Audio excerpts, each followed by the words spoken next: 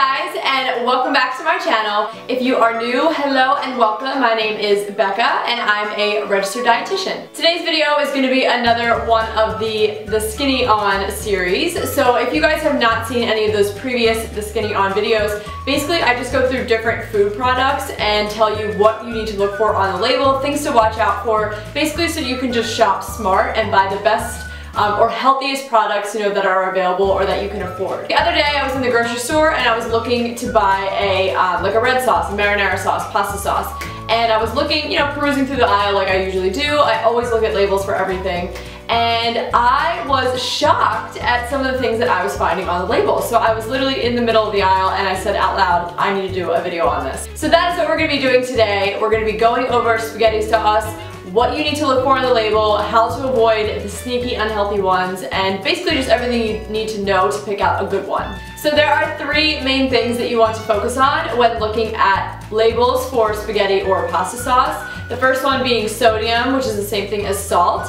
Sugar, which is extremely sneaky. You may not think about added sugar in spaghetti sauce, but you'll be surprised. And then lastly, just looking at the ingredients list. That is standard across the board for every single product. It's included in every single The Skinny On video. Ingredients are so important to look at. For sodium, since it is a sauce, you're probably not going to find many that are low in sodium. There are some that are no salt added, but for the most part, they are going to be higher in sodium, but you would expect that since it is a sauce. So you want to just try and find one that is lower or possibly even the lowest. As far as sugar, basically table sugar has no business being added into sauce. It's not necessary. We get so much added sugar in our food supply, it's ridiculous. That is one place that we need to try and cut it out because it's not totally necessary. You will be very surprised how much added sugar is in some of these jarred sauces that you can buy in the store. Like, it's astounding. You definitely want to be careful of that, especially because it's not something that's like a sweet treat, so you're not really even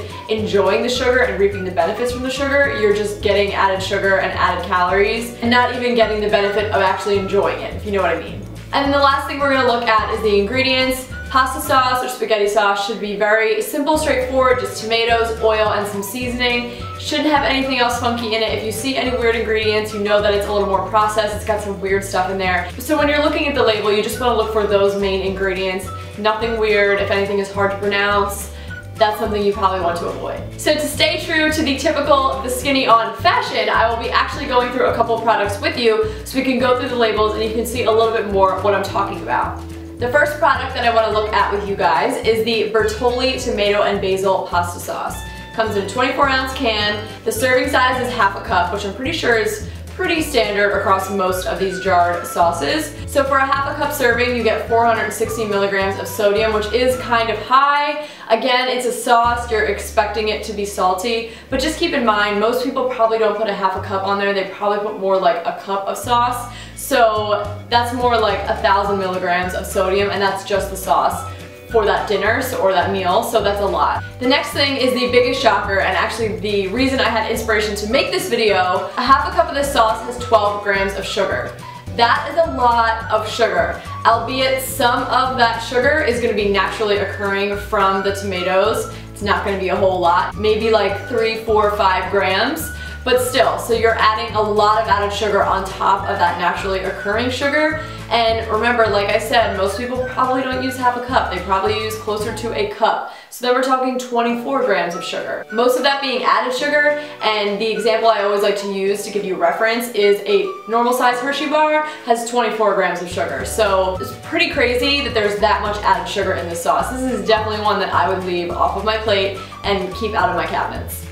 And then as far as the ingredients for this Bertolli sauce, it includes tomato puree, diced tomatoes, water, sugar, onions, salt, olive oil, soybean oil, basil, parsley, garlic, spices. So pretty much to be expected, tomatoes, oil, as well as seasonings, but you see that sugar in there. That's how you know there's added sugar. If they had to list it in the ingredients, you know that it was added and it's not naturally occurring. Alright, so the next sauce that I would like to scan over is the Prego traditional pasta sauce. So I know Prego, again, is a really popular brand, so let's see what the nutrition facts say. So serving size is half a cup, so just like the other one, the Bertolli one.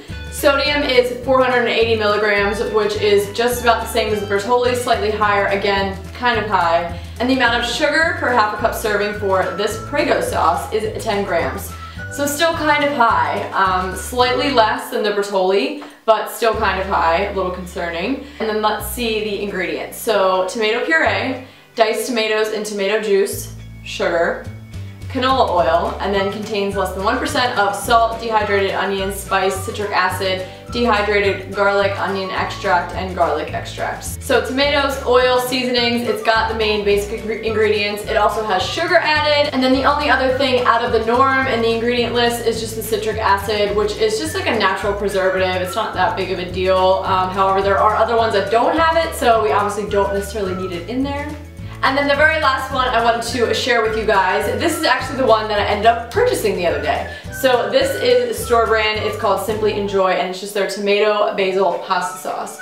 So let's flip around and look at the label. So for a half a cup serving, just like the other sauces, there is 400 milligrams of sodium. So that is by far the lowest. The other two were 460 and 480. So not a massive difference, but if you think, in multiples, if you're having more than a half cup serving, then it does start to add up. As far as sugar, there is only 3 grams of sugar in this sauce. That's it. And guess what? Those are all naturally occurring sugars. And how do I know that? Because sugar is not listed on the ingredients, which we will go to now. The ingredients for this sauce is tomatoes, olive oil, onions, basil, sea salt, garlic, ground black pepper, and oregano. Tomatoes, oil, seasonings, nothing else, no added sugar, nothing weird.